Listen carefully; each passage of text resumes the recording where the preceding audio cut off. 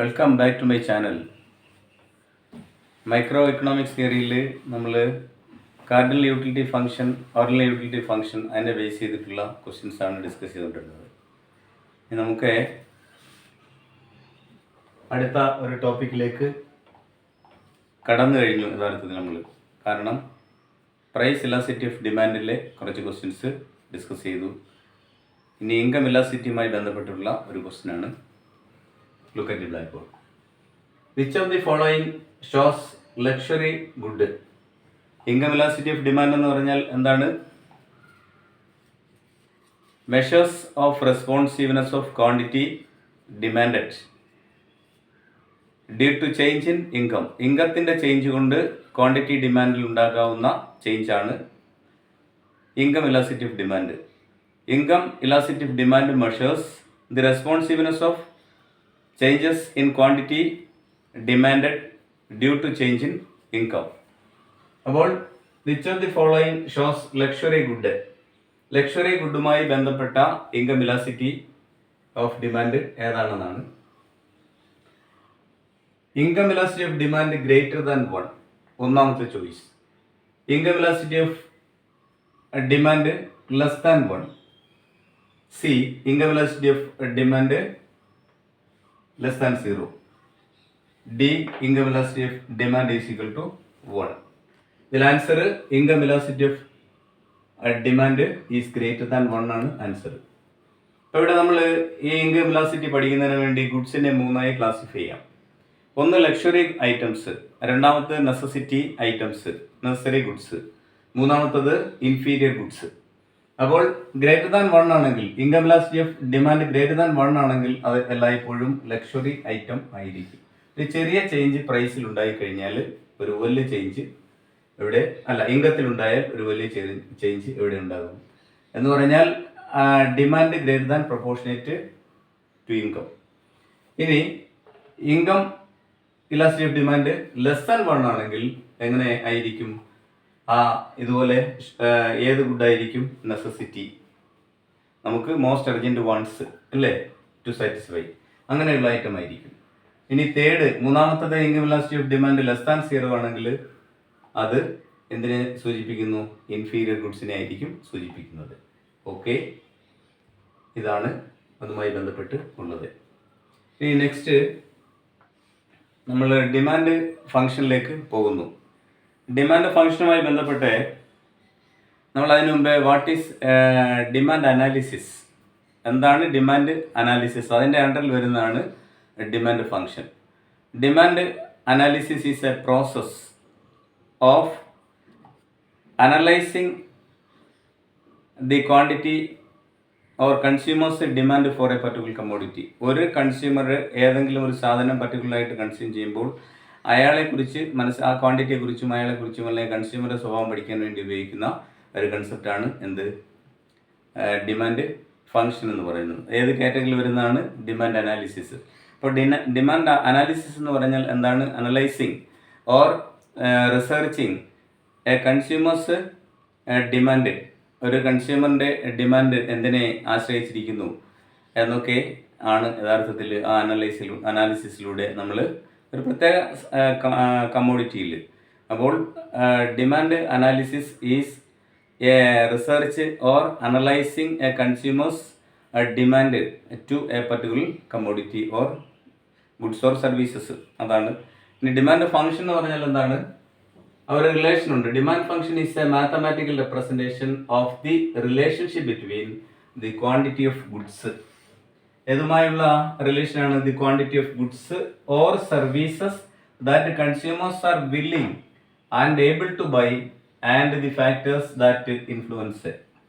അപ്പോൾ അവിടെ that is a relationship that between the quantity demanded and quantity nature, അതുപോലെ തന്നെ കൺസ്യൂമർ. നമുക്കറിയാം demand is a desire back to buy ability and willingness to pay four A thing. അപ്പോൾ demand D is equal to desire plus willingness plus ability. ഇത് മൂന്നും ഉണ്ടെങ്കിൽ demand ആവും. അതുപോലെ ഇവിടെ consumer is willing to pay and willing and able to pay to buy a commodity. അതും പിന്നീട് എന്താണ്? ക്വാണ്ടിറ്റിയും തമ്മിലുള്ള റിലേഷൻ.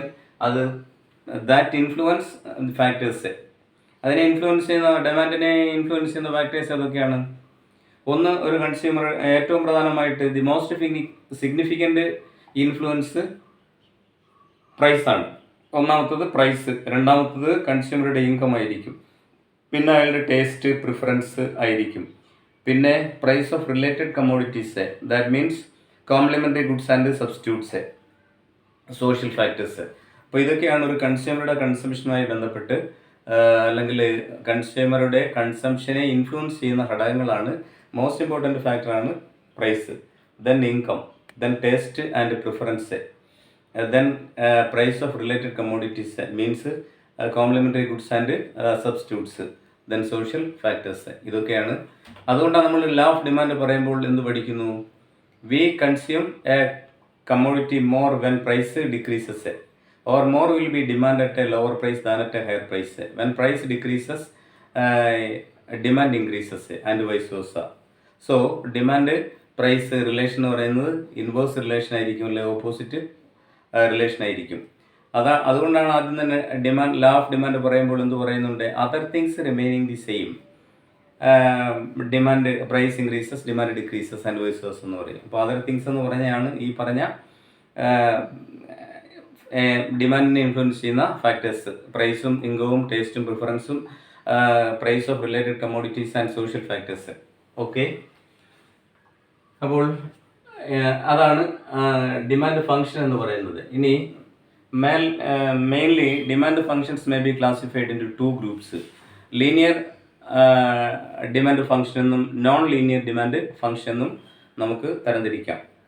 അതുമായി ബന്ധപ്പെട്ട ചോദ്യമാണ് അടുത്തത് 26. The most common type of demand function is. പ്രധാനമായിട്ടും most common type of demand function is ഏതാണ്? ലീനിയർ ഡിമാൻഡ് ഫങ്ഷൻ ഉണ്ട്, നോൺ ലീനിയർ ഡിമാൻഡ് ഫങ്ഷൻ ഉണ്ട്, ലോഗരിതമിക് ഡിമാൻഡ് ഫങ്ഷൻ ഉണ്ട്, ദെൻ എക്സ്പോണൻഷ്യൽ ഡിമാൻഡ് ഫങ്ഷൻ ഉണ്ട്. ഇങ്ങനെ 4 ചോയ്സ് തന്നിട്ടുണ്ട്. ഇതിലേതാണ് the most common type of demand function എന്ന് ചോദിച്ചാൽ അതിൻ്റെ ആൻസർ ഏതാണ്? Linear demand function. പിന്നെ ഞാനിവിടെ എഴുതിയിട്ടുണ്ട് എന്താണ് ഈ ചോയ്സിൽ ഇങ്ങനെ തന്നിട്ടുണ്ടെങ്കിലും ഇതെല്ലാം നോൺ ലീനിയർ, ഈ 5 എണ്ണവും നോൺ ലീനിയർ ഡിമാൻഡ് ഫങ്ഷനിൽ വരുന്നതാണ്. ഏതൊക്കെയാണ്? Logarithmic demand function, exponential demand function, power demand function, quadratic demand function, cubic demand function. ഇതെല്ലാം ഏതുമായി ബന്ധപ്പെട്ടിരിക്കുന്നു? ഡിമാൻഡ് ഫങ്ഷനുമായിട്ട് ബന്ധപ്പെട്ടിരിക്കുന്നു. നോൺ ലീനിയർ ഡിമാൻഡ് ഫങ്ഷൻസ് ആണ് ഈ തന്നിരിക്കുന്ന 5. Next we come to next 27ാമത്തെ ചോദ്യം ക്രോസ് ഇലാസ്റ്റിറ്റി ഓഫ് ഡിമാൻഡുമായി ബന്ധപ്പെട്ടതാണ്. എന്താണ് ക്രോസ് ഇലാസ്റ്റിറ്റി ഓഫ് ഡിമാൻഡ് എന്ന് പറഞ്ഞാൽ? അവിടെ സാധനങ്ങൾക്ക് തമ്മിലുണ്ടാകാവുന്ന ഒരു സാധനത്തിൻ്റെ ക്വാണ്ടിറ്റിയിൽ ഉണ്ടാകാവുന്ന പ്രൈസിലുണ്ടാകാവുന്ന വ്യതിയാനം മറ്റൊരു ക്വാണ്ടിറ്റിയുടെ ഡിമാൻഡിൽ പ്രതിഫലിക്കും. അതാണ് ക്രോസ് ഇലാസ്റ്റിറ്റി ഓഫ് ഡിമാൻഡ് എന്ന് പറയുന്നത്. So cross elasticity of demand is the responsiveness of quantity changes may lead to the price of another commodity. ഇപ്പോൾ എയും ബിയും ആണെങ്കിൽ എയുടെ പ്രൈസിലുണ്ടാകുന്ന വ്യത്യാസം ബിയുടെ ഡിമാൻഡിൽ ഉണ്ടാക്കുന്നു, അല്ലെ ബിയുടെ പ്രൈസിലുണ്ടാകുന്ന വ്യത്യാസം എയുടെ ക്വാണ്ടിറ്റിയിൽ ചേഞ്ച് ഉണ്ടാക്കുന്നു. A percentage change in quantity demanded of A divide by a percentage change in price of another commodity. എയും ബിയും ആണെങ്കിൽ ഡിവൈഡ് ബൈ ബി. ഇതാണ്. അപ്പോൾ ഇവിടെ cross elasticity of demand greater than 0 represents. Cross elasticity of demand greater than 0യെ represent ചെയ്യുന്നുവെങ്കിൽ goods are substitutes ആവാം, complementary ആവാം, അൺറിലേറ്റഡ് ആവാം, നൺ ആവാം. അപ്പോൾ cross elasticity of demand greater than 1 ആണെങ്കിൽ ഒരു സംശയം വേണ്ട, ഗുഡ്സ് ആർ സബ്സ്റ്റിറ്റ്യൂട്ട്സ് ആണ്. ഇനി cross elasticity of demand less than 1 ആണെങ്കിൽ അത് എന്തിനെ കാണിക്കുന്നു? കോംപ്ലിമെൻസിനെ കാണിക്കുന്നു. അതുപോലെ 0 ആയാൽ എന്താണ്? അൺറിലേറ്റഡ് ഗുഡ്സിനെ ആയിരിക്കും കാണിക്കുന്നത്. Okay. Then 28. When income increases, the demand for inferior goods. When income increases, demand for inferior goods. ഒരാളുടെ ഇൻകം വർദ്ധിച്ചു കഴിഞ്ഞാൽ അയാളുടെ ഇൻഫീരിയർ ഗുഡ്സിൻ്റെ മേലുള്ള ഡിമാൻഡ് എങ്ങനെയായിരിക്കും? ഒന്ന്, ഇൻക്രീസസ്. രണ്ട്, the demand for normal goods increases. മൂന്നാമത്തെ, demand for inferior goods decreases. അപ്പോൾ when income increases, the demand for inferior goods increase ചെയ്യുന്നു, the demand for normal goods increase ചെയ്യുന്നു, the demand for inferior goods decrease ചെയ്യുന്നു. B and C are correct. അപ്പോൾ B and C are correct. ഇവിടെയും ഏതൊക്കെയാണ്? ഒന്നാമത്തത് A ആണ്. ഇനി B and C. C ഇതാണ്. അപ്പോൾ the demand for normal goods increases. Income increase ചെയ്യുമ്പോൾ നോർമൽ ഗുഡ്സിൻ്റെ ഡിമാൻഡ് ഇൻക്രീസ് ചെയ്യുന്നു. അടുത്തത്, the demand for inferior goods decreases. അപ്പം ഇൻകം വർധന കൊണ്ട് നോർമൽ ഗുഡിൻ്റെ മേലുള്ള ഡിമാൻഡ് കൂടുന്നു, ഇൻഫീരിയർ ഗുഡ്സിൻ്റെ മുകളിലെ ഡിമാൻഡ് കുറയുന്നു, ഡിക്രീസ് ചെയ്യുന്നു. Inferior goods decreases. That is the answer. Okay. Then next നമ്മൾ നേരത്തെ we have different kinds of demand functions, linear demand functions and non linear demand functions. അതിൽ നോൺ ലീനിയർ ഡിമാൻഡ് ഫങ്ഷൻസ് ആണ് ഏതൊക്കെ? Quadratic demand function, പിന്നെ cubic demand function, then power quantity, പിന്നെ exponential demand function. ഇതൊക്കെ നമ്മൾ അതുമായി ബന്ധപ്പെട്ട് non ലീനിയറുമായി ബന്ധപ്പെട്ട് വരുന്ന ഇക്വേഷൻസ് ആണ് എഴുതിയിരിക്കുന്നത്. അപ്പോൾ quadratic equation QD = AP² plus BP plus C. നമ്മൾ ക്വാഡ്രാറ്റിക് ഇക്വേഷൻ എങ്ങനെയാണ് പഠിക്കുന്നത്? AX² + BX + C എന്ന് പറയുന്നതിന് പകരം AP, P പ്രൈസ്. അപ്പോൾ ഇവിടെ എക്സ് പറഞ്ഞാൽ AX² + BX + C എന്ന് പറയുന്നു. അതുപോലെ AP² + BP + C. ഇനി ക്യൂബിക്